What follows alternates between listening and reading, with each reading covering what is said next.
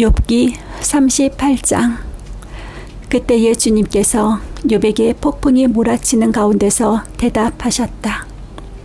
네가 누구이기에 무지하고 헛된 말로 내 지혜를 의심하느냐. 이제 허리를 동이고 대장부답게 일어서서 묻는 말에 대답해 보아라. 내가 땅에 기초를 놓을 때에 네가 거기에 있기라도 하였느냐. 네가 그처럼 많이 알면 내 무릎에 대답해 보아라. 누가 이 땅을 설계하였는지 너는 아느냐? 누가 그 위에 측량줄을 띄었는지 너는 아느냐?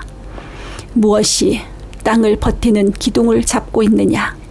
누가 땅에 주춧돌을 놓았느냐? 그날 새벽에 별들이 함께 노래하였고 천사들은 모두 기쁨으로 소리를 질렀다. 바닷물이 땅속 모태에서 터져 나올 때에 누가 문을 닫아 바다를 가두었느냐. 구름으로 바다를 덮고 흑암으로 바다를 감싼 것은 바로 나다. 바다가 넘지 못하게 금을 그어놓고 바다를 가두고 문 빗장을 지른 것은 바로 나다. 여기까지 와도 된다. 그러나 더 넘어서지는 말아라. 도도한 물결을 여기에서 멈추어라 하고 바다에게 명한 것이 바로 나다.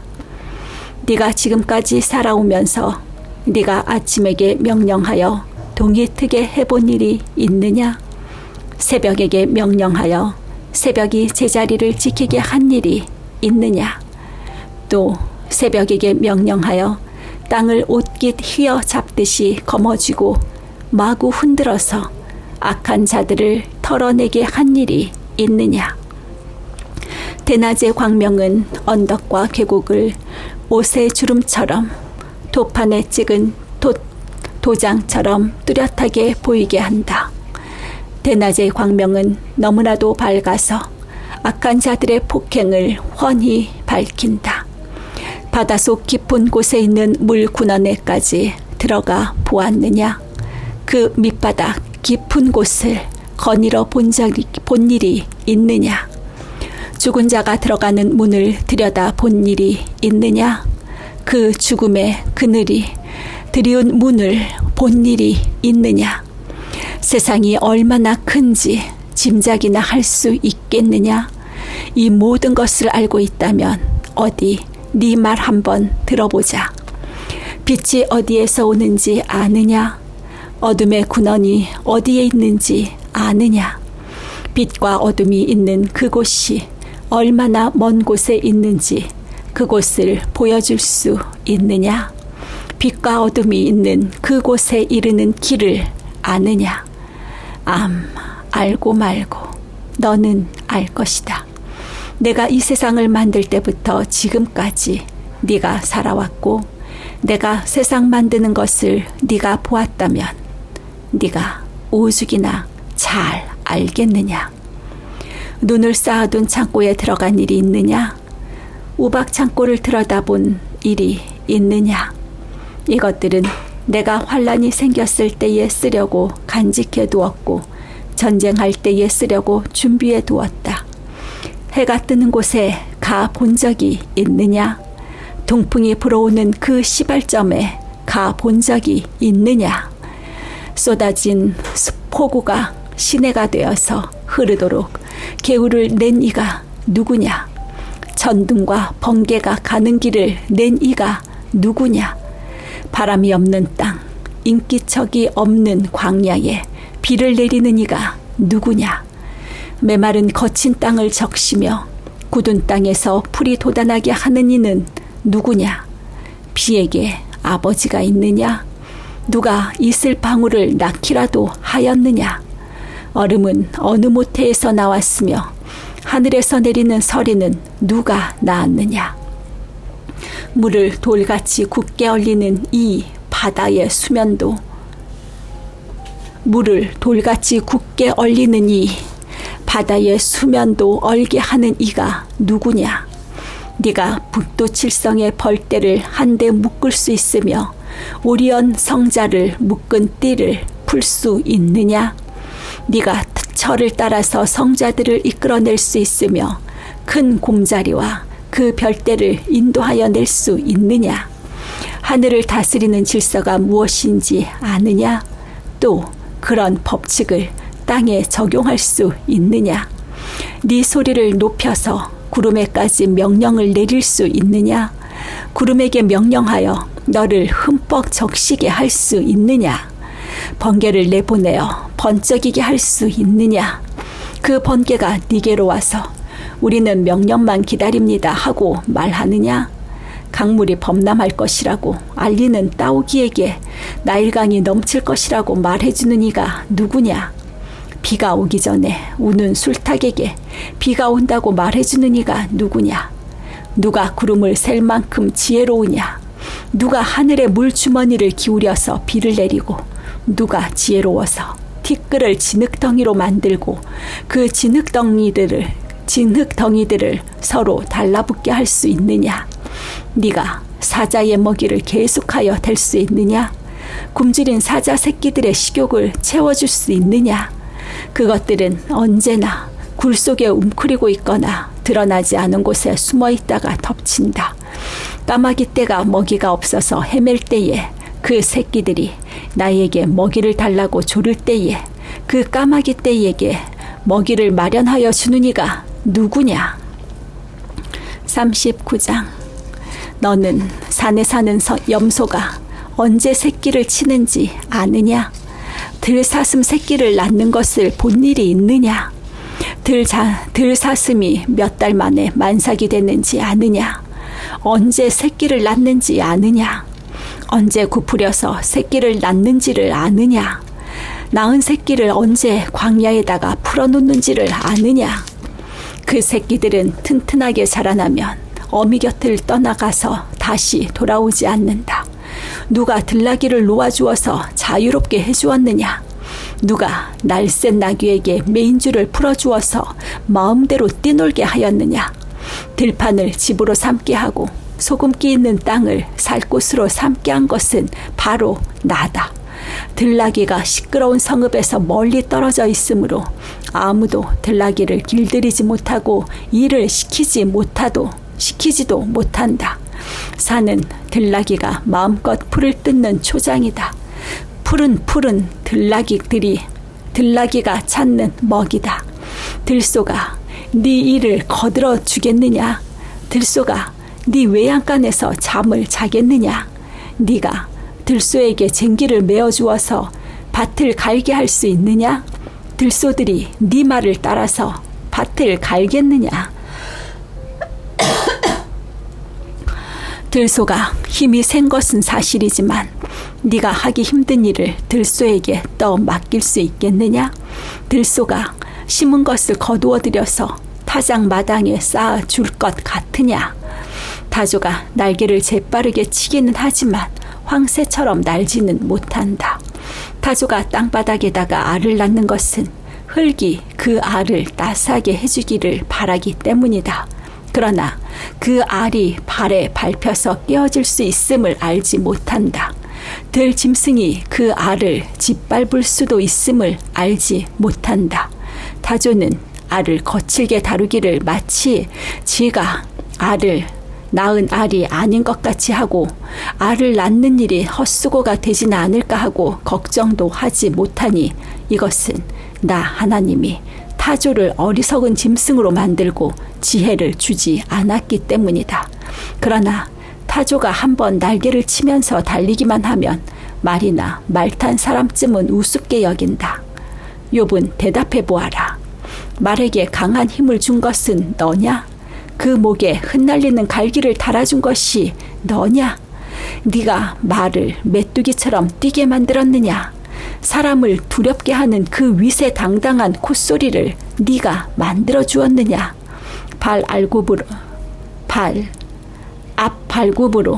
앞발굽으로 땅을 마구 파대면서 힘껏 앞으로 나가서 싸운다. 그것들은 두려움이라는 것을 모른다. 칼 앞에서도 돌아서지 않는다. 말을 탄 용사의 화살통이 덜커덕 소리를 내며 긴 창과 짧은 창이 햇빛을 번쩍인다. 나팔 소리만 들으면 머물러 서 있지 않고 흥분하여 성난 모습으로 땅을 박차면서 내달린다. 나팔을 불 때마다 힝힝 하고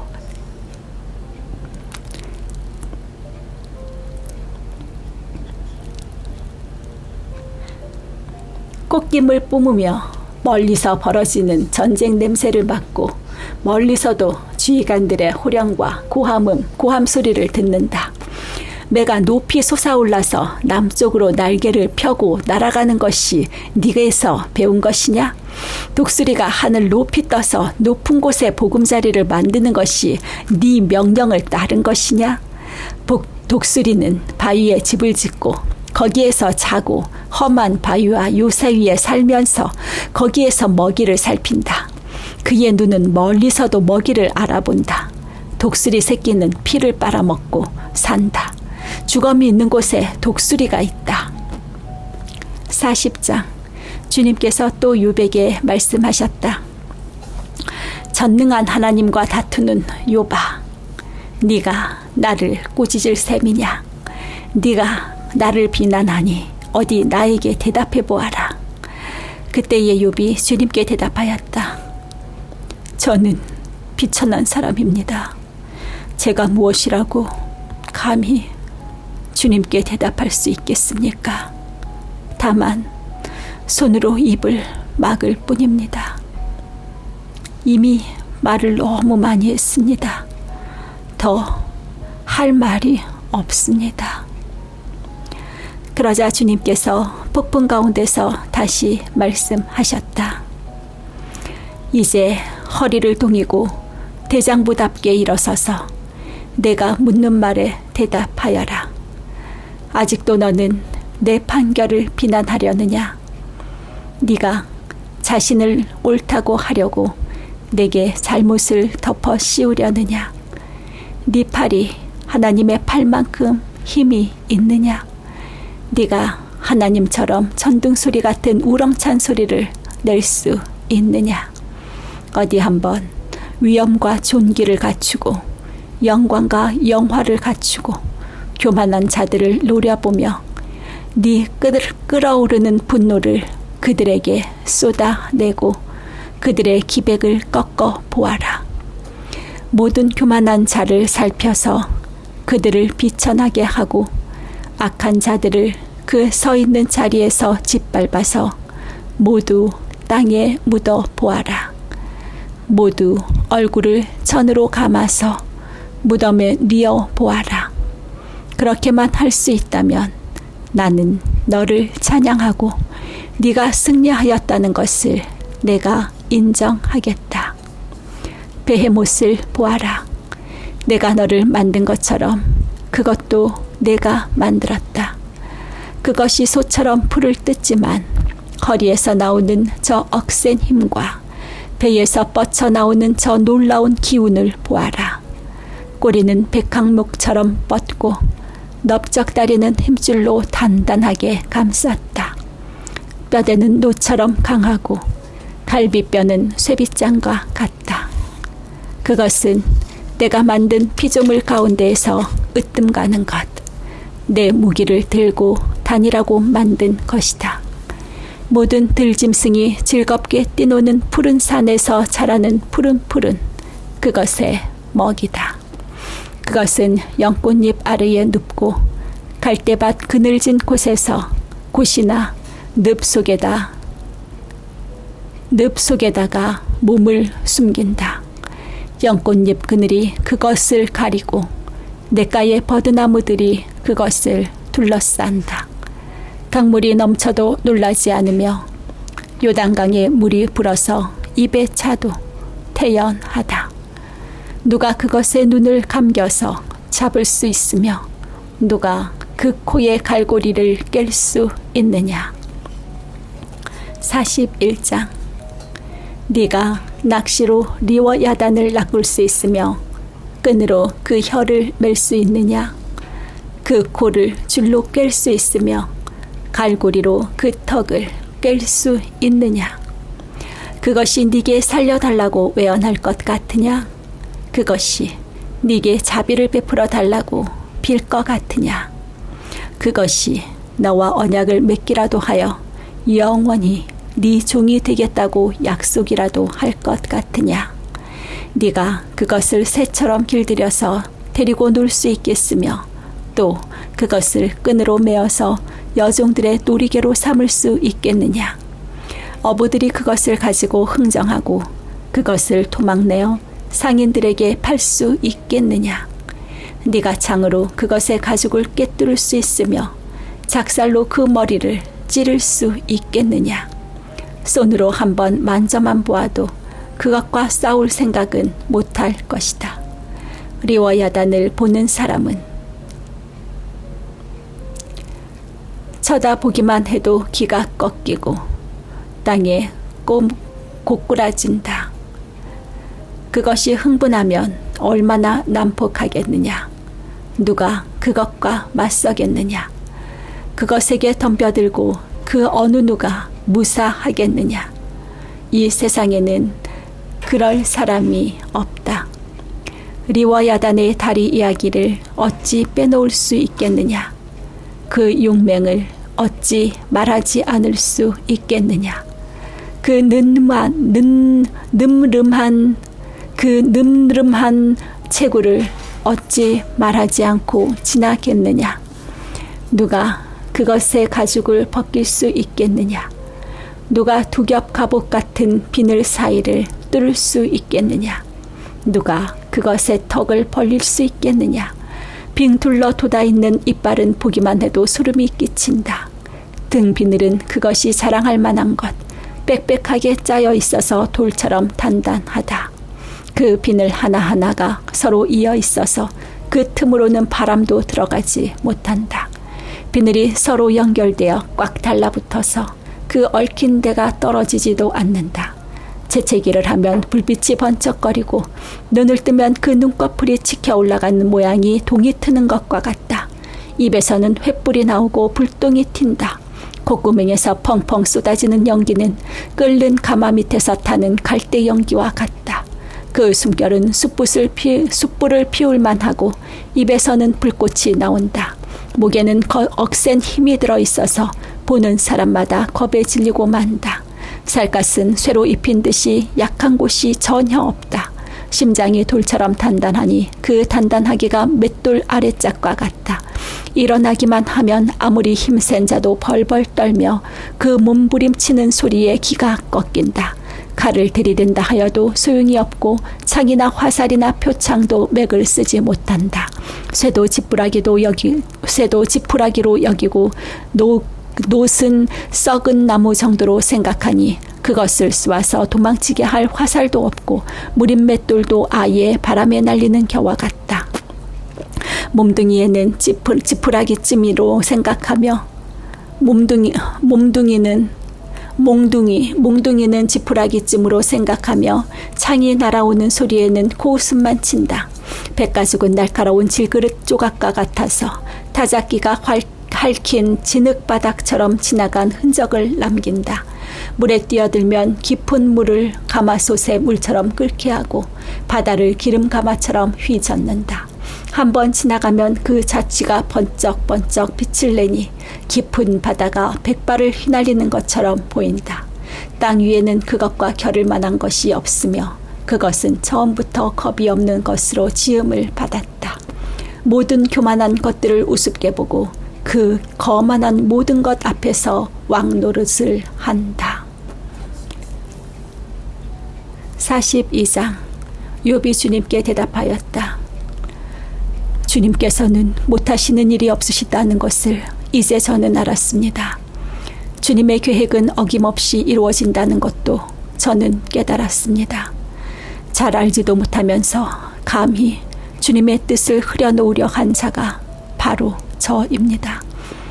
깨닫지도 못하면서 함부로 말을 하였습니다. 제가 알기에는 너무나 신기한 일들이었습니다. 주님께서 말씀하셨습니다. 들어라, 내가 말하겠다. 내가 물을 터이니 내게 대답하여라 하셨습니다. 주님이 어떤 분이시라는 것을 지금까지는 제가 귀로만 들었습니다. 그러나 이제는 제가 제 눈으로 주님을 뵙습니다. 그러므로 저는 제 주장을 거두어 드리고 티끌과 잿더미 위에 앉아서 회개합니다. 주님께서 욥에게 말씀을 마치신 다음에 대만 사람 엘리바스에게 이렇게 말씀하셨다.